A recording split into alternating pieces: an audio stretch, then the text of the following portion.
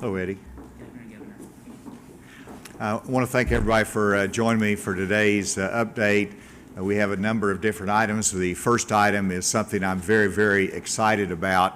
And as you can see, this is a little bit unusual because the First Lady is here. Susan, thank you for joining us. And I also have some wonderful leaders in Arkansas behind me that will be introduced at a little bit later time. Next year marks the 50th anniversary of the last Women's Commission in Arkansas. It also marks the 25th anniversary of the Women's Foundation in Arkansas. And the Women's Foundation contacted me and made a recommendation that I am responding to today. But as everyone knows, in my administration, women are an essential part of our leadership team. From chiefs of staff to cabinet secretaries, I have relied upon the women in leadership positions to bring success to my administration. But we are at the 50th anniversary of the 1973 Commission, which will be next year, and that's the last commission that actually gave us a report. And so today, I'm pleased to announce that I am creating the Arkansas Commission on the Status of Women in Arkansas. This commission will be chaired by my Chief of Staff, Allison Williams. She has been a role model and continues to be a role model in leadership in the state. But she is passionate about removing barriers to women in the workplace and ensuring their success has no limits. For those who might not know, Allison has been on my leadership team in Congress, at the DEA, at Homeland Security after 9/11. She's been in leadership positions in the private sector, and of course she's been key as my Chief of Staff in this administration. I'm delighted that Allison is willing to serve the state as chair of this important commission. Throughout our state's history, there's been 4 commissions focusing on women.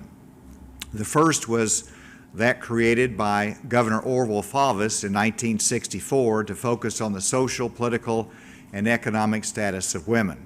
Following that commission, Governor Rockefeller established another to focus on state employment laws and differences in legal treatment between men and women.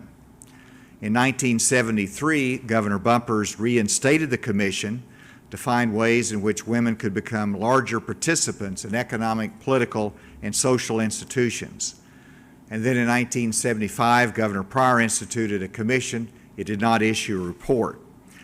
The commission that I am instituting today will be composed of 14 members, which I will make appointments, but they'll also have membership designated by the leaders of the House and Senate, and we welcome all of their participation.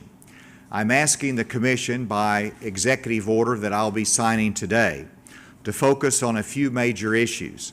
First, to study and analyze labor force participation in Arkansas by women, including single mothers and the effect of the COVID pandemic.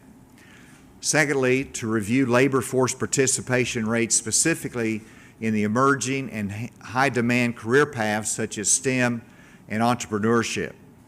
And then thirdly, to examine the barriers of entry into labor force participation for Arkansas women, including single moms, on issues such as child care. I consider this commission to do very important work for our state. It will make recommendations to myself and to the General Assembly on ways to eliminate the barriers to entering the labor force and to participating in the success that we all want in our life and in our careers. It will also provide an overview of the child care economy in our state, which I see as very important. I'm asking this commission to give a final report from this group no later than December 1 of this year. With that, I want to invite my chief, Allison, to come and to introduce the commissioners. Allison. Thank you, Governor. This is truly an honor. Before I introduce the women and a man who was on the commission, I want to note that in the last 50 years, a lot has changed in Arkansas. The last commission report noted that in 1973, women's earnings were about 60% those of men here in the state. Today, that number is 80%, a significant increase, but not parity. And in 1973, there were only 5% of the governor's cabinet officials who are women. Governor, I'm proud to say that you have increased that percentage significantly with the number of 6 of your 15 secretaries being women. Of course, despite these gains, there is still much to do, and COVID has highlighted the need to address these persistent challenges. The Women's Foundation of Arkansas has done significant work in this and many other areas for the last 2 decades, and that work has accelerated in the last 5 years. From Girls of Promise that focus on bringing more girls into STEM careers, to providing entrepreneurial support and capital to women-owned businesses through the Women's Economic Mobility Hub, to the Tawana Bird Summer Internship Program, the WFA lives its mission to increase the economic viability of women and girls in Arkansas. As the governor mentioned, this commission will develop actionable recommendations for the General Assembly and the governor to consider, and I'm delighted to have WFA as our partner. With that, I want to note that Jill Floyd is here as the president of the WFA board, not a member of the commission, but as a member of our partnership. Jill, thank you for being here. And I know that we have some of them behind me and some of them not, but Gayatri Agnew from Bentonville, Melly Bridewell from Lake Village, Dr. Sharice Childers from here in Little Rock, Tamika Edwards from Little Rock, Marie Holder from Little Rock, Dr. Sharice Jones Branch from Jonesboro, Kim Lane of Conway, Heather Larkin of Little Rock, Kathy Lloyd of Jonesboro, Beverly Morrow of Pine Bluff, Dr. Veronica Salazar of Arkadelphia, and Dr. Todd Shields of Fayetteville. And we are not going to let any moment go to waste, Governor. Our first meeting will be next Tuesday morning, and we look forward to presenting a report in December. Thank you. Let's give all the new commissioners a round of applause. Thank you all. Thank you. And with that, I'll let you all step aside there.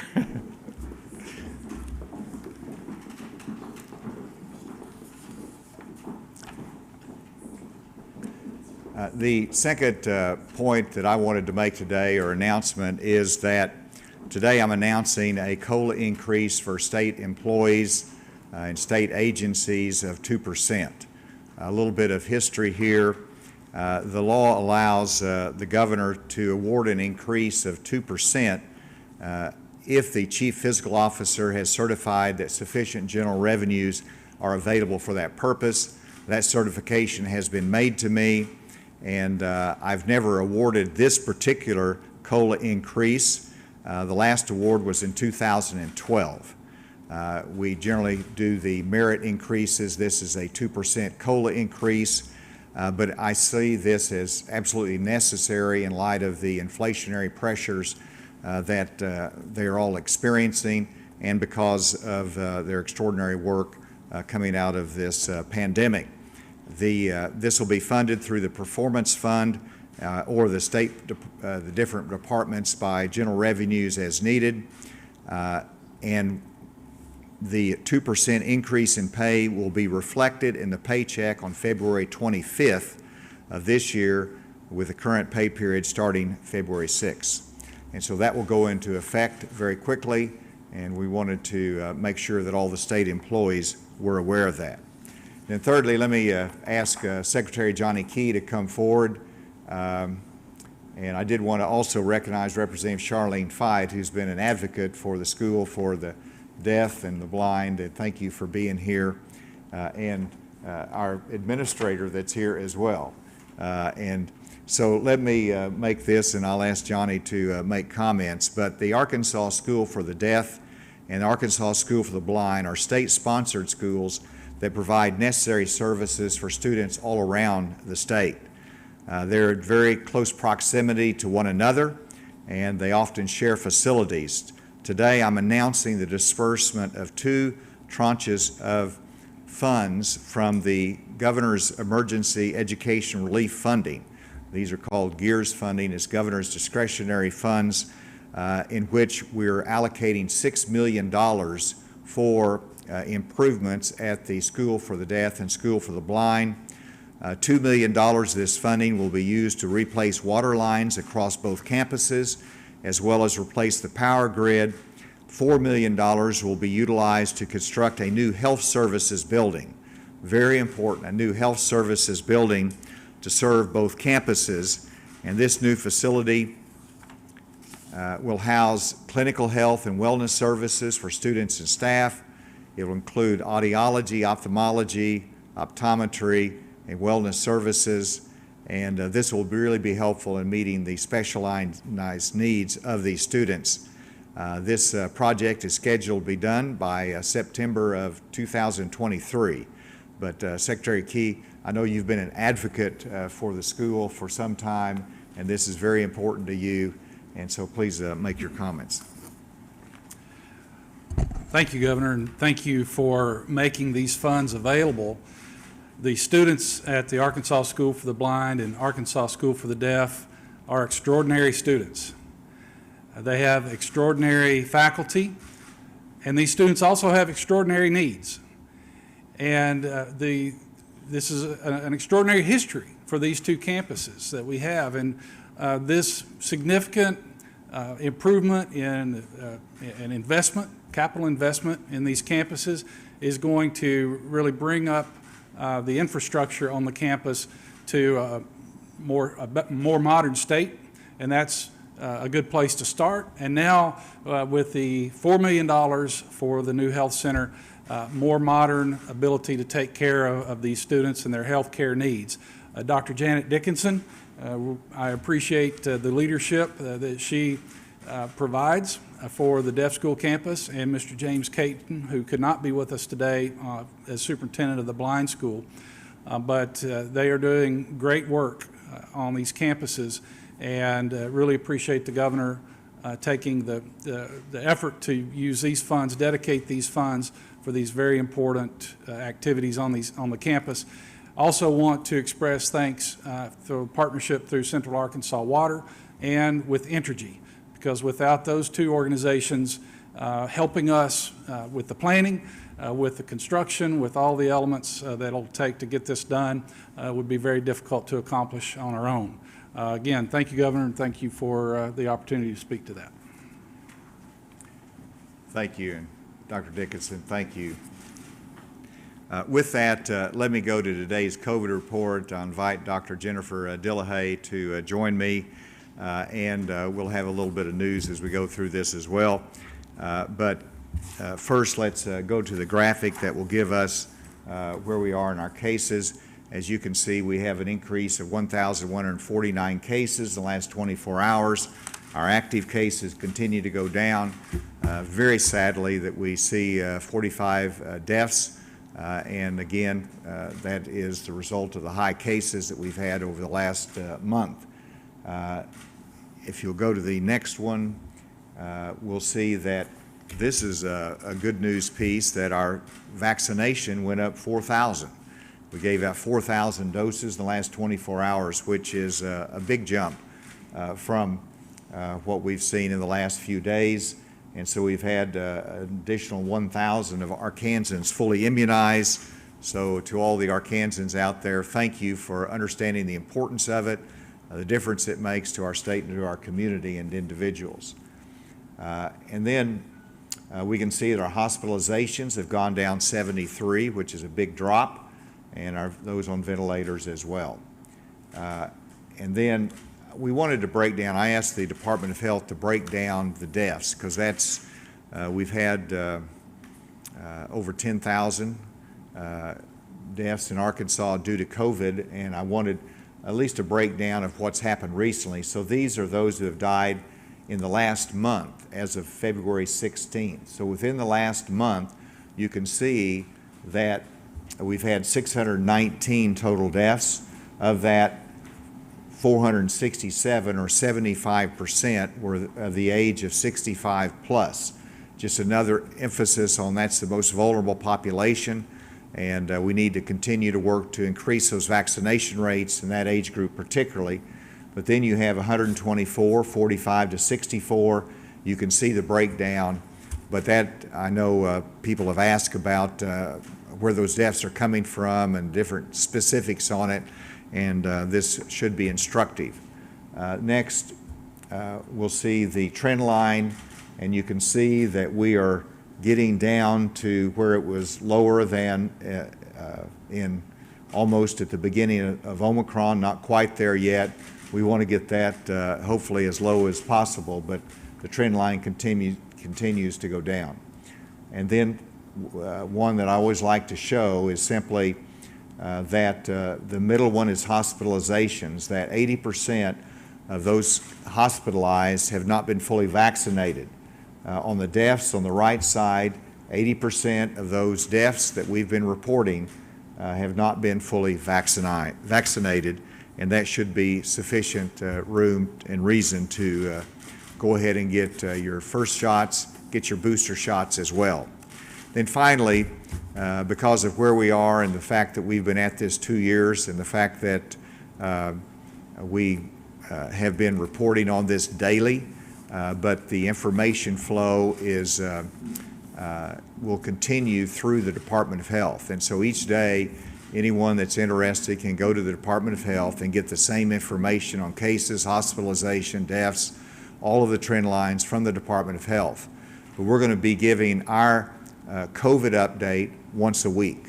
So we're going to move to once a week on COVID updates, and Dr. Romero and I said when the hospitalizations go below 1,000, we're going to make that jump. And you see that below 1,000, the trend line looks good, and if we have to change it down the road, we will, but we're being very transparent for 2 years. We'll continue that transparency. It's easy to get that off the Department of Health website, but in terms of our daily reporting, we want to leave that to the Department of Health, except for my weekly report. With that, Dr. Dillehay, you'll get the last word.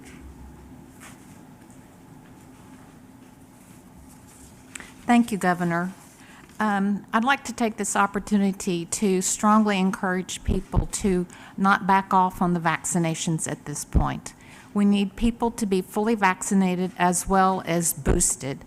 It's important to know that of the data that the governor showed, for the age groups, the 18 through 24 and the 25 through 44, no one who died in those age groups was fully vaccinated and boosted.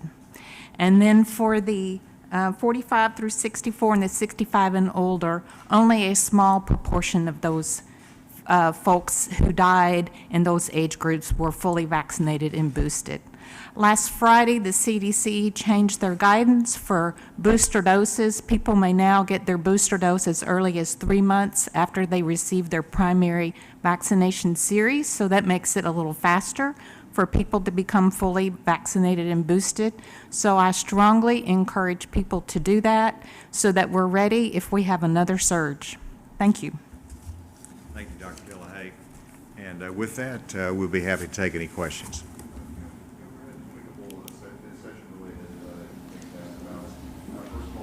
In the House yesterday, the Arkansas PBS budget, the appropriation bill, failed by a pretty big margin.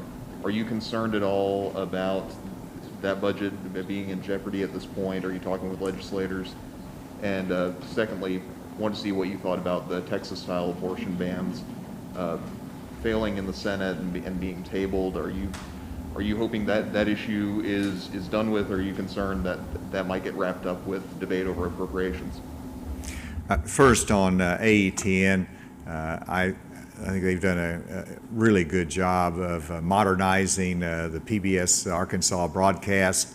And in terms of the budget, I would fully expect the General Assembly to do their responsibility and to pass the necessary appropriations for that important state contribution to that. It's not fully funded, but it's a significant contribution to Arkansas PBS.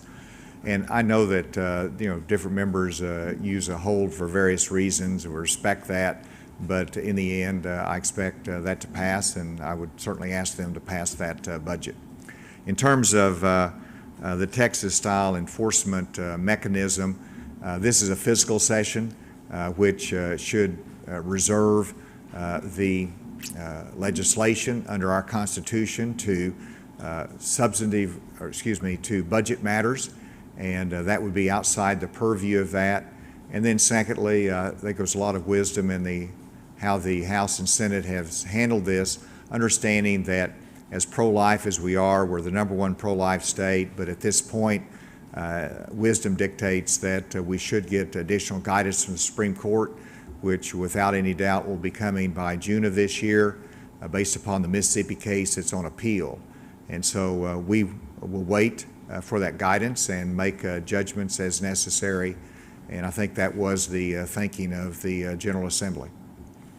Just to clarify on what you were saying about the COVID updates, the Health Department is still going to be releasing numbers each day, but it's just not going to come through the governor's office. Is that what you're saying? Or? That's correct. Okay. And so every citizen can go to the Department of Health. They'll have that information on their website, and it just won't be done in a graphic form like we're presenting daily that I have through my own social media post. One other thing I wanted to ask about, there were some vaccine mandates that have started to take effect at UAMS and some other state entities. Do you think those have been effective in increasing the number of people who are vaccinated, and are you still concerned that that could create staffing issues at those entities? Well, I can't speak to UAMS. They'll have to address that separately, but I can speak to different state entities managed by the Department of Human Services, our care facilities, our human development centers, that the vaccination rates have increased dramatically, and they've worked very hard. But we've also had an effective exemption policy in place, which is important for the General Assembly, but it's historically been true in Arkansas that religious exemption or a medical exemption can't be claimed, and so that process has worked fairly smoothly. We still have more time before the final cutoff time frame is set, but I've been very concerned about losing employees, but we've been working very hard with our employees, with our vaccination program, and hopefully in the end that'll have a reduced impact in terms of lost employees. We don't want to lose any. We're working hard to keep them. Does it cause you to reconsider being opposed to vaccine mandates generally, or how do you reconcile those? No, I mean, I just wrote a letter to the Prime Minister Justin Trudeau of Canada and to the President of the United States saying they need to lift the vaccine requirement for cross-border travelers, truck drivers.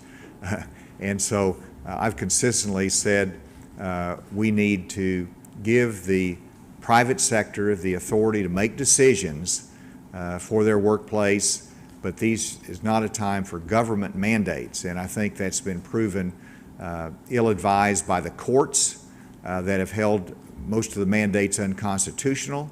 And in terms of the state, clearly if you have a mandate, the vaccination rate will go up some, but it's at what cost, and is it necessary, and what resistance does that build out in society?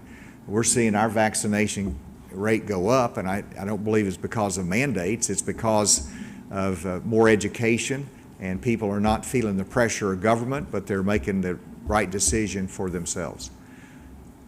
Any other questions? The 2% COLA for state employees, that's just executive branch employees? That's correct. So that would not include the independent agencies, would not, so it would be the agencies that report to me. So how much is that going to cost, and does that mean they won't, is that in lieu of a merit raise, or are they still potentially going to get a merit raise? It is not in lieu of a merit raise, so that still is, would be handled in the normal way in consideration of that time frame. So this is a special one-time COLA raise because of the cost, the inflationary impacts, and then and in terms of the cost, we'll have to get that to you, the specific cost of that, and that will be absorbed by their state agency budgets. If there's a shortfall, we have a performance fund that can cover that. Yes. Is there an expected completion date for the upgrades at the Arkansas School of the Deaf and the Blind? And I guess how long is expecting for construction of the new medical center? Secretary Key, do you have that?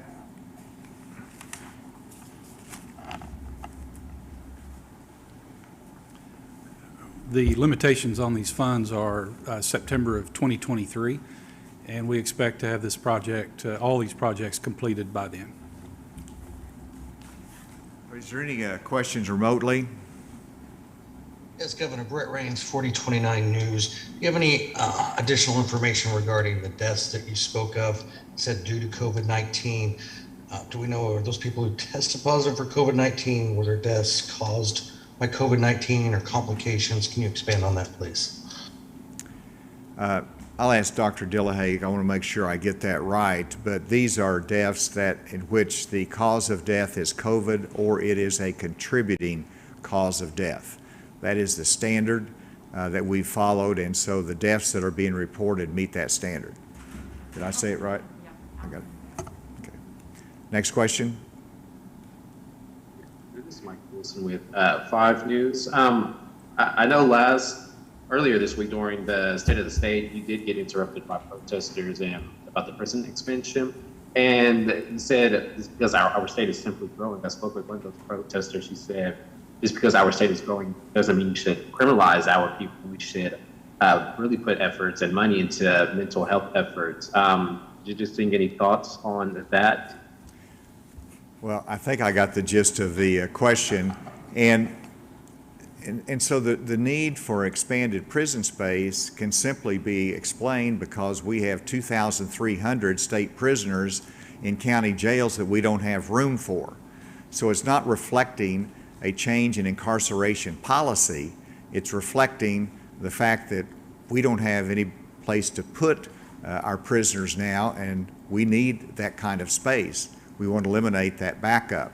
In terms of mental health services and other needs that our prisoners have, but also those that are in reentry programs, there's always more to do there, but we have invested reentry programs. We've invested on the front end on drug treatment courts. I announced that we're going to be funding 2 additional drug courts, which are alternatives to incarceration. So you can do 2 things at the same time: provides alternatives to incarceration, rehabilitation efforts, mental health services, and at the same time not have this backup in the county jails, which is the reason we're expanding that space.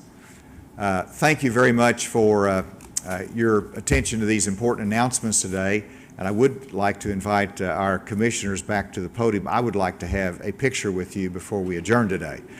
Thank you very much.